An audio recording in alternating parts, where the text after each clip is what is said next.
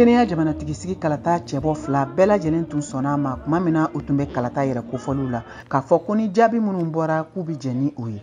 Nka bi araba Kenya jamanadenw jɔrɔlen don ka kɛɲɛ ni gɛlɛyaw ye min bɛna tali kɛ jamanatigi sigi kalata kan u ka jamana kɔnɔ. I n'a fɔ u tun delilen don k'a ye cogo min na ka kɔrɔ. Ka d'a kan kabiri san 2002 u ka jamanatigi sigi kalata jaabiw jɛ tɛ kɛ ni o ye cɛbɔw fɛ jamana kɔnɔ. U ka jamana min n'a bɛ farafina gunkana kɛɲɛka fɛ bɛɛ de i n'a fɔ bɛjɛ fanga sinsinnen tɛ jamana min kɔnɔ. Kisumu n'a filɛ nin ye u ka jamana tilebiyan fan fɛ butigibaw ni magasinw bɛɛ lajɛlen datugunen don. Sango u ka sirababa dɔ kan min lakodɔnnen don ni jago ye. Fan bɛɛ lajɛlen fɛ dala kumakan kelen pe de bɛ yen min ye kalata ye. Kunnafoni di sow ni kunnafoni di gafew jaabi kunfɔlɔw bɛ kana dɔɔni dɔɔni. Nga maa tɛ foyi dɔn nin ko in na i n'a fɔ Koga Edouard ale si bɛ san 65 la ka fɔ la. A y'a jigiya o senfɛ k'a fɔ ko kɛmɛdonya o kɛmɛdonya ni 50 sara cɛli ye kɔni tɛna u ka cɛbɔ si kɛ ka jamanatigi sigi kalata sebagaya sɔrɔ. Wa ko fɛn min ye cɛbɔ filaw ye minnu ni olu sera ka sebagaya sɔrɔ sanfɛ olu maa filaw bɛna tɛmɛ ni tako filanan ye min bɛ kɛ tile 30